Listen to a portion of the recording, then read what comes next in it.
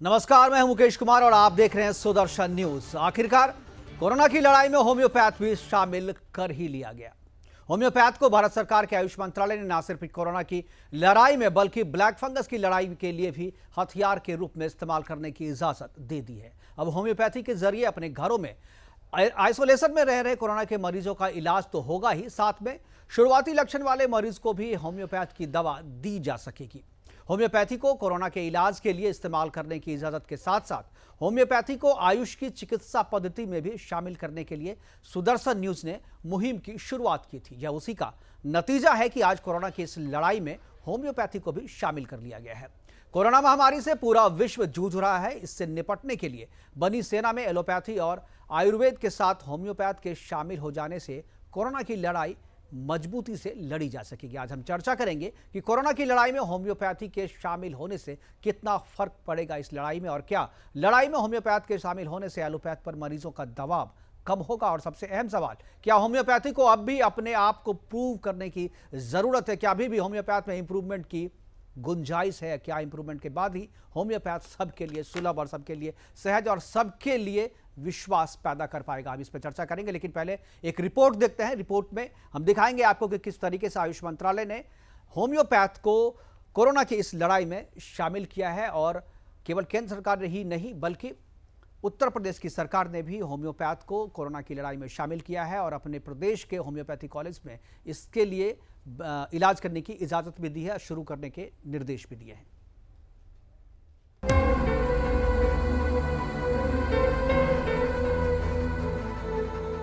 Corona संक्रमण की दो लहरों को झेलने के बाद अब सबको समझ आ रहा है कि इसे रोकने की लड़ाई में हमने अपने सारे अस्त्र इस्तेमाल ही नहीं किए। कोरोना से शुरुआती लड़ाई में होम्योपैथी की छोटी मीठी गोलियां भी बेहद कारगर होती हैं। अब इसको केंद्र सरकार ने भी माना है और नई गाइडलाइन जारी कर कहा है कि होम्योपैथिक डॉक्टर्स अब हल्के लक्षण वाले कोरोना मरीजों का इलाज कर सकेंगे।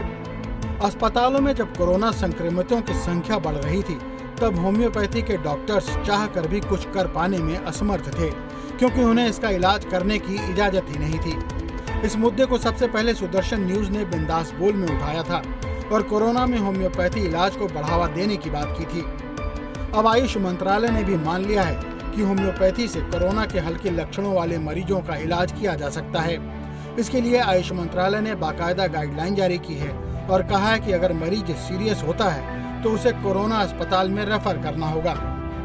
आयुष मंत्रालय ने कहा है कि जो मरीज आइसोलेशन में रहकर इलाज कर रहे हैं उन्हें होम्योपैथिक डॉक्टर देख सकते हैं, लेकिन इसके लिए पूरे कोरोना प्रोटोकॉल का पालन करना होगा, जैसे कि 2 गज की दूरी, टॉक्सिकोड्रेड्रम दवाएं दी जा सकती हैं। इसके साथ ही आयुष मंत्रालय ने मरीजों के खान पान के लिए भी दिशा निर्देश जारी किए हैं, ताकि कोरोना संक्रमण को शुरुआती दौर में ही मीठी गोलियों से मारा जा सके।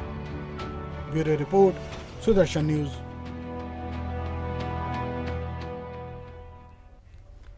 जी हाँ, होम्योपैथ की छोटी मीठी जादू की गोली, उस गोली से भी अब इलाज किया जा सकेगा कोरोना के मरीजों का, और आयुष मंत्रालय ने इसकी इजाजत दे दी है। उत्तर प्रदेश में इसके लिए अस्पतालों को भी इजाजत दे दी गई है कि अब वहां पर होम्योपैथिक मेडिकल कॉलेज में इलाज शुरू किया जाए। और आज यह जो इजाजत मिली है उसके पीछे हमारी मुहिम का असर है, और हम मानते हैं कि जिस तरीके से होम्योपैथ को रिकॉग्निशन दिलाने में खासतौर पे आयुष मंत्रालय में अब तक बहुत सारी चिकित्सा पद्धति, आयुर्वेद हो, यूनानी हो और इसके अलावा और भी बहुत सारी चिकित्सा पद्धति को इजाजत दी गई थी, उन्हें एक पहचान मिली थी आयुष मंत्रालय से, लेकिन होम्योपैथ इसके लिए लगातार संघर्ष कर रहा था और अभी तक होम्योपैथ को इसमें शामिल नहीं किया गया था। लेकिन 2 दिन पहले शनिवार को भारत सरकार ने इसे अपनी चिकित्सा पद्धति में शामिल करके होम्योपैथ को भी एक पहचान दिलाई है। और होम्योपैथ के इस लड़ाई में शामिल होने के बाद से कोरोना की लड़ाई जो है काफ़ी मजबूत हो जाएगी। और ख़ास तौर पे जो एलोपैथ चिकित्सा पद्धति है उसमें जो मरीजों का दबाव है, इस पैंडेमिक में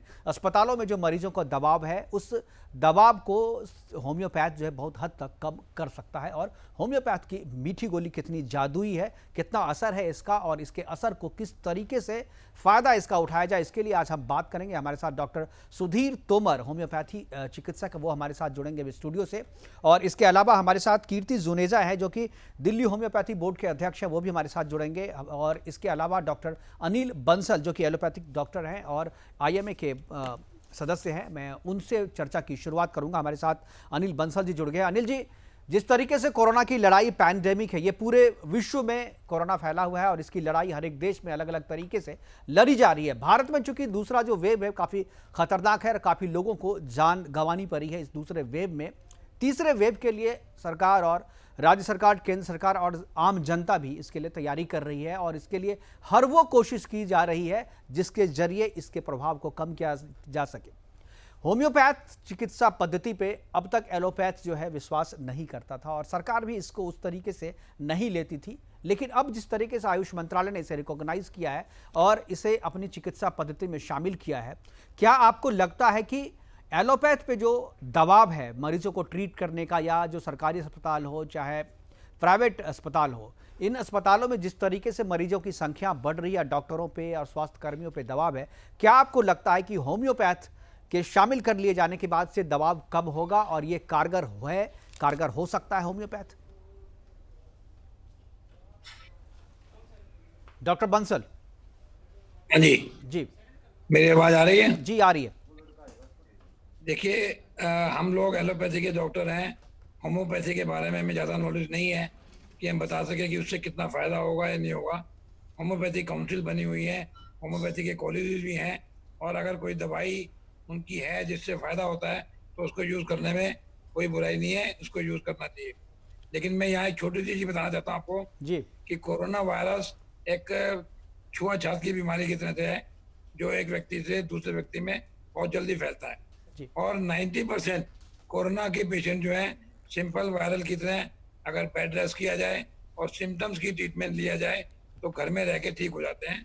सिर्फ 10% के करीब लोग ऐसे हैं जिनको कि ज़्यादा सीरियसली कंडीशनें होती हैं, उनको ट्रीटमेंट देना पड़ता है, उनको इंजेक्शन देने पड़ते हैं, ऑक्सीजन देनी पड़ती है, अस्पताल में एडमिट करना होता है।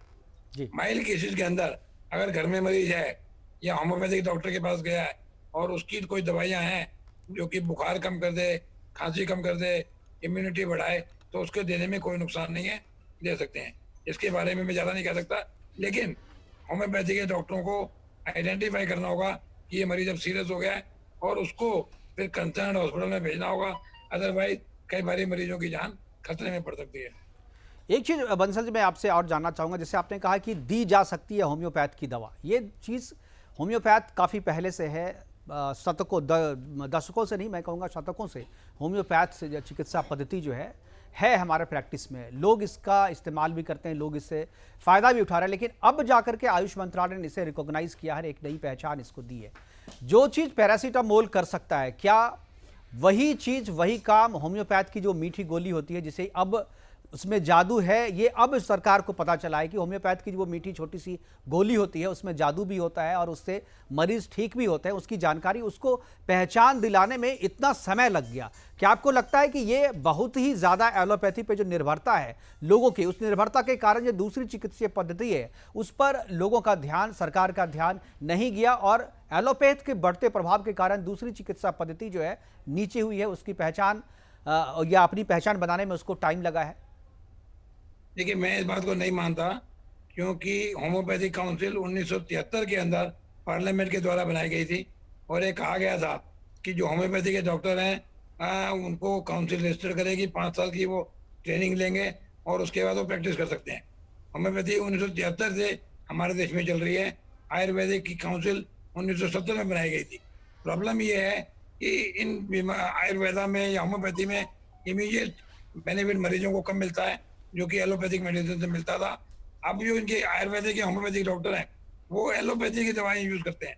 वो अगर प्योरली अपने सिस्टम से ट्रीटमेंट करें तो उन्हें तोमर हैं जो कि होम्योपैथ के बहुत बड़े डॉक्टर हैं और इन्होंने हम लोगों ने जो मुहिम चलाई थी उस मुहिम के अग्रणी डॉक्टर थे ये, और इन्होंने भी इस मुहिम में शामिल होकर के ना सिर्फ लोगों को संदेश दिया था बल्कि फ्री में अपने मेडिसिन डाल करके, अपने मेडिसिन बांट करके लोगों को ठीक भी किया था। बहुत सारे वैसे मरीजों से भी आपको मिलवाएंगे। हमारे डॉक्टर सुधीर तोमर हमारे साथ स्टूडियो में जुड़ गए। सबसे पहले स्वागत है डॉक्टर सुधीर तोमर। और मुझे लग रहा है कि जो बंसल साहब कह रहे थे वो आप भी सुन रहे होंगे कि होम्योपैथ को पहचान तो सरकार ने दे दी है, लेकिन होम्योपैथ से ठीक हुआ है बंदा या एलोपैथ से ठीक हुआ, इस बात की जानकारी नहीं हो पाती है लोगों को, क्योंकि इल्ज़ाम है, मैं इसे इल्ज़ाम ही कहूँगा, जैसा कि कह रहे हैं कि इल्ज़ाम है कि होम्योपैथ के डॉक्टर भी एलोपैथ की दवाइयाँ जो है मिक्स करके देते हैं।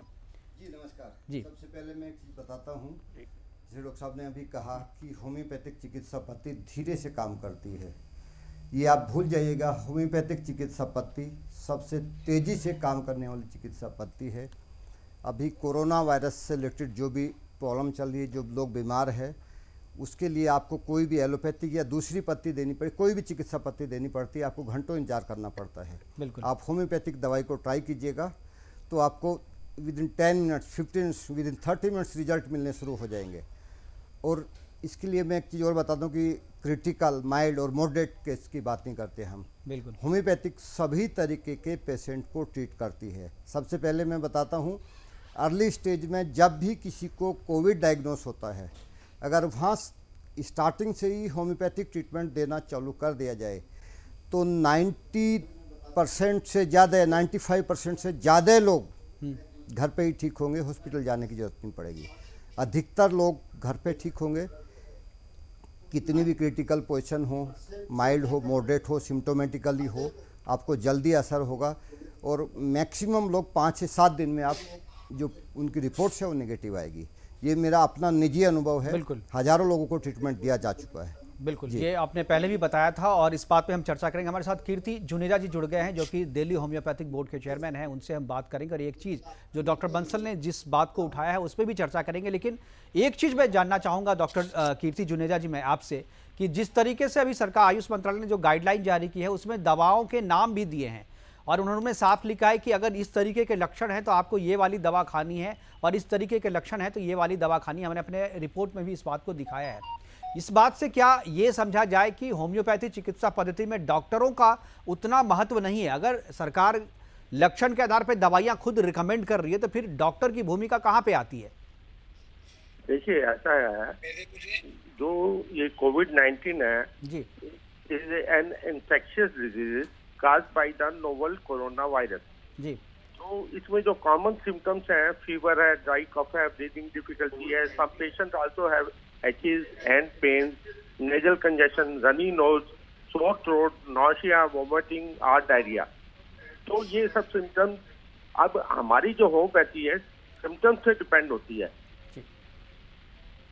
तो जैसा पेशेंट सिम्टम देता है उस सिम्टम से हम मेडिसिन वो करते हैं और मेडिसिन की भी उसके बाद पोटेंसी देखी जाती है कि पेशेंट कैसा सीवियर है, कैसे है, उसके हिसाब से फिर पोटेंसी सिलेक्ट की जाती है, फिर पोटेंसी के हिसाब से वो दी जाती है। अब जो गवर्नमेंट ने जो होम्योपैथ फिजिशियन है और क्वालिफाइड, मतलब कई ऐसे भी देखा गया है कि जो अनक्वालिफाइड है वो गवर्नमेंट की तरफ से अपनी सजेशन देते हैं और कि ना प्रेस्क्रिप्शन देते हैं, वो गलत है। और अभी एक केस आया ऐसा, तो वो उनके अगेंस्ट अब आज ही FIR लिखाई गई है। तो मैं ये कहूँगा कि पब्लिकली जो ऐसे जिनको भी ये मेडिसिन वगैरह का थोड़ी नॉलेज है, लेकिन वही प्रिस्क्राइब करे जो क्वालिफाइड, इंस्टीट्यूशनल क्वालिफाइड डॉक्टर हो। और अब हमारी गवर्नमेंट ने जो गाइडलाइन दी है उसमें जो मेडिसिन है मोस्टली जो है एकोनाइट है, आर्सेनिक एल्बम है, ब्राइनिया अल्बा है, जैल्पेनियम है, रस्टॉक्स है, इपुटेरियम है, इपिकॉक है, बेलाडोना है, कैम्फोरा है। और ये depending upon the symptoms similarity, मतलब कि जो पेशेंट की जो सिम्टम है, जो इस मेडिसिन के सिम्टम है उससे मिल रहे हैं, तो वो उसी मेडिसिन को वो प्रिस्क्राइब कर सकता है। बिल्कुल। एक चीज़ मैं डॉक्टर कीर्ति जुनेजा आपसे और हमारे साथ डॉक्टर सुधीर तोमर हमारे साथ स्टूडियो में, आप दोनों से मैं जानना चाहूँगा कि कोरोना की जो लड़ाई है, होम्योपैथ के इस लड़ाई में शामिल हो जाने के बाद से कोरोना की लड़ाई कितनी आसान होगी और क्या होम्योपैथ के आने से जो डिपेंडेंसी एलोपैथ के ऊपर में है, और अभी आयुर्वेद और एलोपैथ को लेकर के भी एक विवाद चला हुआ है कि भाई आयुर्वेद ज़्यादा कारगर है या जो एलोपैथ है वो कारगर है, और दोनों की एक दूसरे अपने अपने आर्गूमेंट्स हैं। इस आर्गूमेंट के बीच में होम्योपैथ को रिकॉग्निशन मिलना, क्या आपको लगता है इस लड़ाई में होम्योपैथ अपनी पहचान बना पाएगी या एलोपैथ और आयुर्वेद की लड़ाई के बीच में होम्योपैथ की पहचान फिर से गौण हो जाएगी? ठीक है, देखिए इस पे मैं मुझे बोलना है। जी, तोमर साहब से मैं पूछ रहा हूँ। जी, मैं आपको बताता हूँ। अभी साहब ने भी कहा और गवर्नमेंट ऑफ इंडिया ने भी कुछ आयुष मंत्रालय ने कुछ दवाइयों की गाइडलाइंस जारी की है, मैं उस बात से बिल्कुल भी सहमत नहीं हूँ। जी अभी तक सिम्टोमेटिकली बेस पे हम लोग चलते आ रहे हैं, जी किताबों में देखते हैं, जो हमारी थ्योरी है वो डिफरेंट है। आप होम्योपैथिक के अनुसार आइएगा, कॉज ऑफ डिजीज यानी कि बीमारी का कारण क्या है, बीमारी का कारण से पर्टिकुलर एरिया में जहाँ जहाँ हैं उनका सबका अपना पर्सनल एक्सपीरियंस है। यहाँ डॉक्टर्स को कलेक्ट कीजिएगा, बिल्कुल देखिएगा, जिसके अपने एक्सपीरियंस सबसे बेहतर है, रिजल्ट सबसे बेहतर है, उसको आप आगे कीजिएगा। प्रिवेंशन सबसे बेहतर होगा, ट्रीटमेंट सबसे बेहतर होगा। रही आपकी बात आयुर्वेदिक और एलोपैथिक की, आयुर्वेदिक और एलोपैथिक से हमारा कोई लेना देना नहीं है, वो डिफरेंट पद्धति है, उसके बारे में हम कोई कमेंट नहीं करते। क्योंकि आपने देखा होगा, कल या परसों में टीवी में देख रहा था, दोनों लोग डाटा के ऊपर एक दूसरे के ऊपर एलिगेशन लगाते हैं, यानी कि कहीं ना कहीं वो उसके ऊपर एलिगेशन लगाता है, वो उसके ऊपर एलिगेशन लगाता है। हम एलिगेशन की बात नहीं करते, हम सीधा कहते हैं आइए और जांच कीजिएगा और रिजल्ट देखिएगा। कोई डाटा, हमारे डाटा के ऊपर विश्वास मत कीजिए। डॉक्टर तोमर, एक चीज़ है जो सरकार ने भी जो ये इजाज़त दी है कोरोना की लड़ाई में शामिल किया है, कोरोना और ब्लैक फंगस दोनों की लड़ाई में जो होम्योपैथ को शामिल किया गया, इसमें प्रारंभिक लक्षण के आधार पे जो रोग है उन्हीं का, जो होम आइसोलेशन में है उन्हीं का इलाज करने के लिए इजाज़त दी है। जो गंभीर रूप से बीमार हैं उसके लिए इजाज़त नहीं है होम्योपैथ को अभी भी। तो अभी भी होम्योपैथ को अपनी लड़ाई लड़नी है और ये पहचान बनानी है और अपने आप को साबित करना है, प्रूव करना है, और अपने आप को इम्प्रूव करके ही वो प्रूव कर पाएंगे होम्योपैथ अपने आप को कि हम गंभीर बीमारियों का इलाज भी कर सकते हैं। देखिए मेरे पास, मैं आपको बताऊँ, कोविड के जितने क्रिटिकल केस है, जब वो आते हैं हमारे पास ट्रीटमेंट लेने के लिए, दवाई लेने के लिए, तो उनको रिजल्ट मिलते हैं। अगर कोई हमारे पास आता है कि हमारे पेशेंट की ऑक्सीजन लेवल 70 है, 80 है, हॉस्पिटल में है, आईसीयू में है, आप दवाई दीजिएगा, हम दवाई देते हैं, हम मना नहीं कर सकते। हम डॉक्टर है, कोई आदमी हमारे पास दवाई लेने के लिए आता है तो उनको मना नहीं कर सकते। जी मैं आपको बात बताता हूँ, 30 अप्रैल को एक पेशेंट का रात को 11 बजे फ़ोन आता है। उनकी मदर, वो अपनी मदर को लेकर पूरे दिल्ली में घूम रहे थे, किसी बड़े हॉस्पिटल में, प्राइवेट या सरकारी में उसको जगह नहीं मिली। उसको रात को 11 बजे फ़ोन आता है, डॉक्टर साहब ऑक्सीजन लेवल बहुत डाउन है, हालत ख़राब है पेशेंट की, आप कुछ कर सकते हैं। हमने रात को 12 बजे उनको दवाई दी और वो पेशेंट घर पे ही ठीक हुए, उसको हॉस्पिटल जाने की ज़रूरत नहीं। अब अगर कोई आदमी आपसे दवाई मांगता है बिल्कुल, तो उसके लिए हम क्या करें ये बताइएगा। और ये माइल्ड की गवर्नमेंट ने परमिशन दी है। हमने पहले दिन से कहा था कि ट्रीटमेंट का मौका दीजिएगा और रिजल्ट देखिएगा। और ये इस लड़ाई को, कोविड की जो लड़ाई है, बहुत आसानी से अब सरकार इसको जीत सकती है। बिल्कुल, होम्योपैथ के आने से लड़ाई आसान, बिल्कुल। लेकिन एक चीज़ जो आपने कही तोमर साहब, और कीर्ति जुनेजा जी, मैं आपसे भी जानना चाहूँगा, बंसल जी मैं आपसे भी कमेंट लूँगा इस पर, कि पेशेंट आपके पास आते हैं सीरियस, और एक जो कहा कि सिम्टम के आधार पे आप ट्रीटमेंट देते हैं और हर एक डॉक्टर का अपना अनुभव है, उस अनुभव के आधार पे वो पेशेंट को ट्रीटमेंट देते हैं।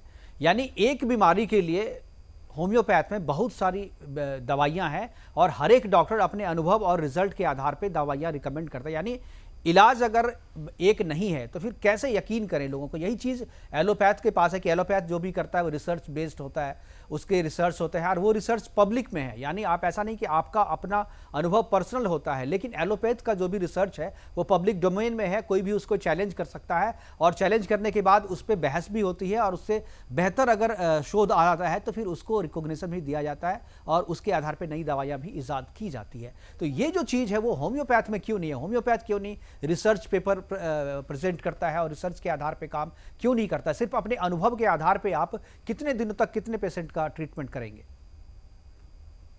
तोमर साहब जी देखिए, मैं अभी जो आपने बात बताई, बहुत अच्छी बात और बहुत ही अच्छा सवाल पूछा आपने जी। जो आपने बताया कि कैसे सब लोगों को, जी मैं पिछले 1 साल से पहले दिन से बताया था कि प्रिवेंशन की ये मेडिसिन है, लोग उसको ले रहे हैं, हजारों लाखों की संख्या में ले रहे हैं। वो प्रिवेंशन की इम्यूनिटी पावर बढ़ाने की इतनी स्ट्रॉन्ग और ताकतवर दवाई है, जिन लोगों ने यूज किया अधिकतर लोग सेफ है। अगर किसी को कोविड हुआ तो हल्का हुआ और वो भी ठीक हुआ, घर पे लोग ठीक हुए, हॉस्पिटल जाने की किसी को ज़रूरत नहीं पड़ी।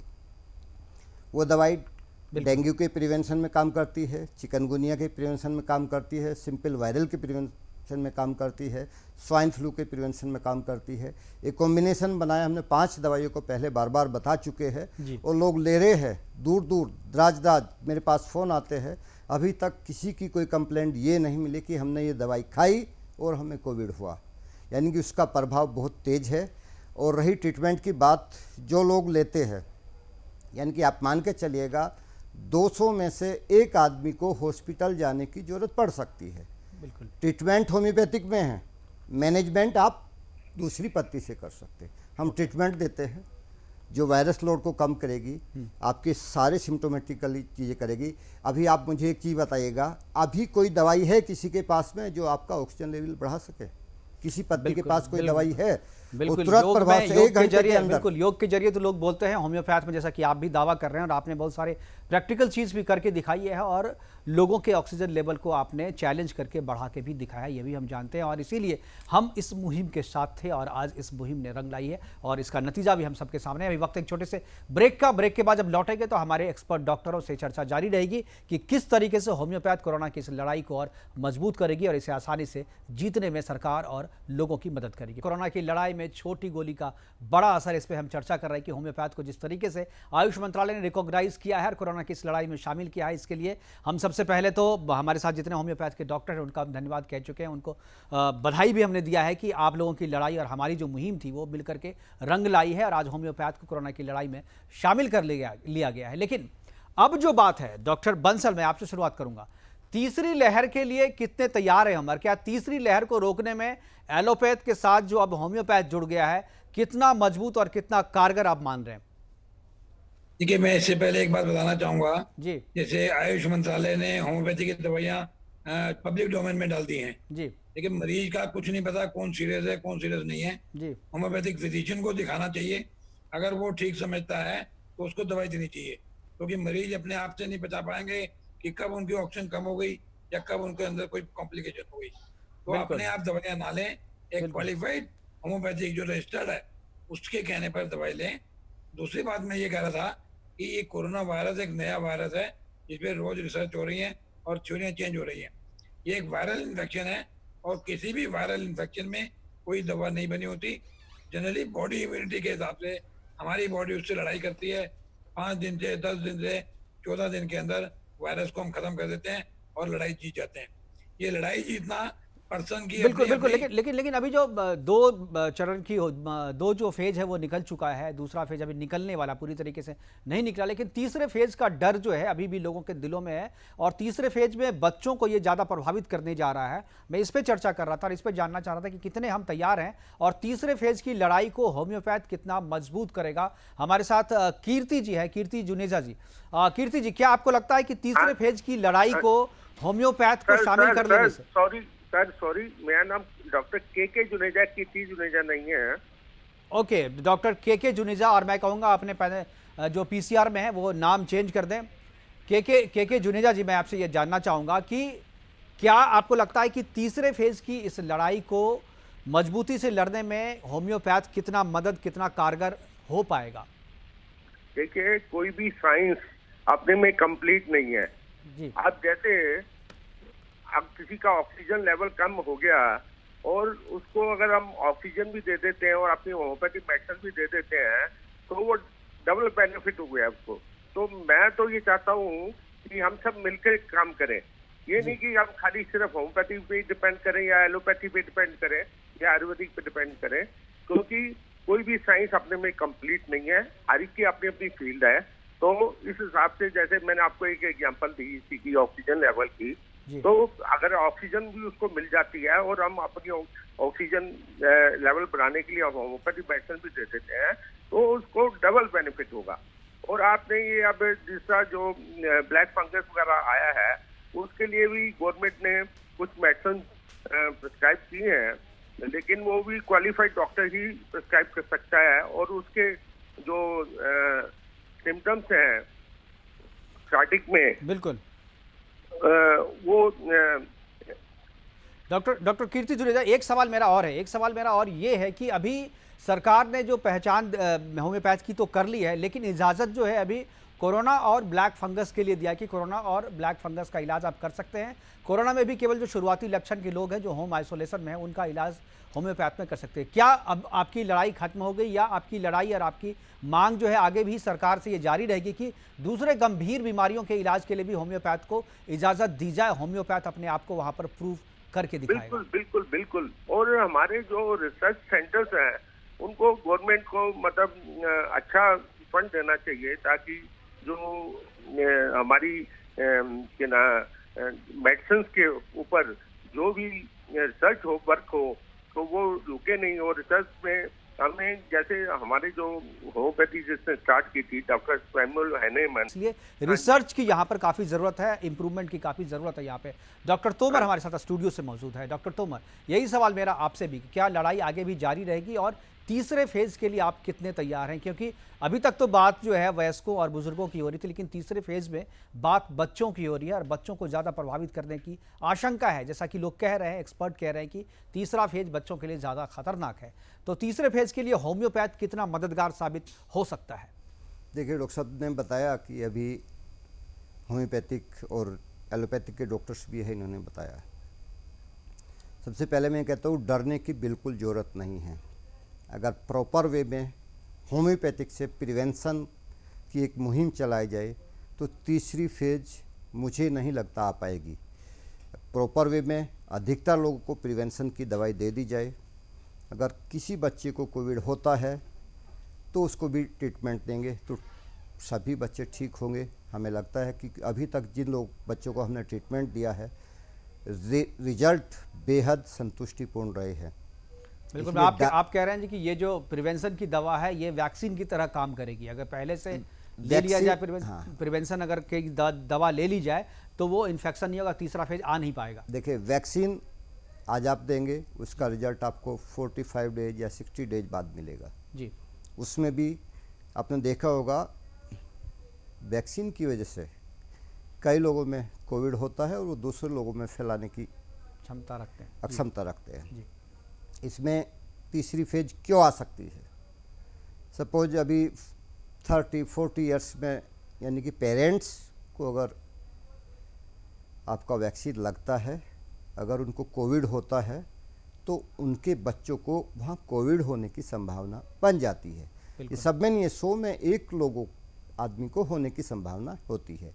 वो माइल्ड होता है, एसिम्टोमेटिकली होता है, लेकिन वो लोग फैला सकते हैं, दूसरे बच्चों में जा सकता है। बिल्कुल। इसलिए यहाँ से इसका ओरिजिन हो सकता है। इसलिए इसमें सबसे बेहतर है कि जहाँ जहाँ हैं ज़्यादा से ज़्यादा लोग अगर तीसरी लहर को रोकना है, इम्यूनिटी बढ़ाने के लिए होम्योपैथिक दवाई का प्रिवेंशन के तौर पर प्रयोग करें तो मुझे नहीं लगता तीसरी लहर आ पाएगी अगर होम्योपैथिक को अच्छे तरीके से प्रयोग में लिया जाए। जो बिल्कुल, अभी जो मेरा एक सवाल डॉक्टर के जुनीजा से था, वही सवाल मेरा आपसे भी है कि क्या होम्योपैथ की लड़ाई जो है, लड़ाई होम्योपैथ ने जीत ली है? क्या लड़ाई अब खत्म हो जाएगी यहाँ पे, या आपको लगता है कि ये तो अभी शुरुआत है? क्योंकि अभी आप लोगों को जो भी रिकॉग्निशन मिला है वो माइल्ड है। एक तरीके से आप कह सकते हैं कि एक राम सेतु में जिस तरीके से गिलहरी का योगदान होता है उसी तरीके के योगदान को रिकॉग्नाइज किया गया है कि गिलहरी भी राम सेतु में अपने मुंह से एक छोटे से कंकर को ला करके वहां पर रख रहे थे, तो उसको भी बड़ा योगदान माना गया। क्या होम्योपैथ का योगदान उसी गिलहरी की तरह है, या आपको लगता है कि नहीं, हम भी जो है और भी ज़्यादा योगदान दे सकते हैं, हम पूरा पुल भी तैयार कर सकते हैं? देखिए, हमें उस चीज़ से सरकार ने क्या दिया, सरकार की अपने नॉर्म्स थे वो किया। हमारा अपना पर्पज है, हम काम करते रहेंगे, अच्छा काम करेंगे, रिजल्ट देंगे तो लोगों को पता चलेगा, सरकार अपने आप उस चीज़ को एक्सेप्ट करेगी। डॉक्टर बंसल, मैं आपसे यही सवाल करूँ, क्या आपको लगता है कि होम्योपैथ को अभी जो पहचान मिली है, या अभी जिस तरीके से होम्योपैथ को ट्रीट किया जा रहा है सरकार के द्वारा, या बहुत सारे एलोपैथिक डॉक्टर या जो आईएमए हैं वो जिस तरीके से दूसरी पद्धति को उस नज़रिए से नहीं देखते हैं, शंका की नज़र से देखते हैं, बहुत सारे सवाल उठाते हैं एलोपैथ की जो संस्था है आईएमए, खासतौर पे अभी उनका आयुर्वेद के साथ जो विवाद चल रहा है वो तो हमारे और आपके सबके सामने है। क्या आपको लगता है कि होम्योपैथ को जो रिकॉग्निशन मिला है काफ़ी है, या आगे भी इसको दूसरी बड़ी गंभीर बीमारियों से लड़ने के लिए भी इसके ट्रीटमेंट को इजाज़त मिलनी चाहिए? देखिए, मैं आपकी पहले तो इस बात का मैं खंडन कर देता हूँ कि आईएमए को आयुर्वेदा या होम्योपैथी से कोई मुश्किल है। अपनी अपनी साइंस है, अच्छी साइंस है, और उसके अंदर ट्रीटमेंट करें तो और डॉक्यूमेंट्री प्रूफ के साथ करें तो बहुत अच्छा रहेगा। होम्योपैथी 1973 में काउंसिल बन चुकी है, आज 50 साल हो गए, 40 साल, तो उनको किसी ने मना नहीं किया।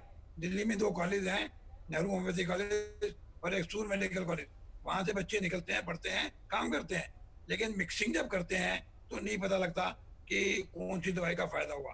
रामदेव जी ने जानबूझ के एलोपैथिक आयुर्वेदिक में लड़ाई कराई है, एलोपैथी वालों की कोई लड़ाई नहीं है। मैं दिल्ली मेडिकल काउंसिल में रहा हूँ, आयुर्वेदिक काउंसिल में और होम्योपैथिक काउंसिल तीनों ने मिलके हमने उन लोगों को पकड़ा है जो कि रजिस्टर नहीं थे और मिक्स दवाइयाँ दे रहे थे। तो हमारा कभी खिलाफ नहीं है।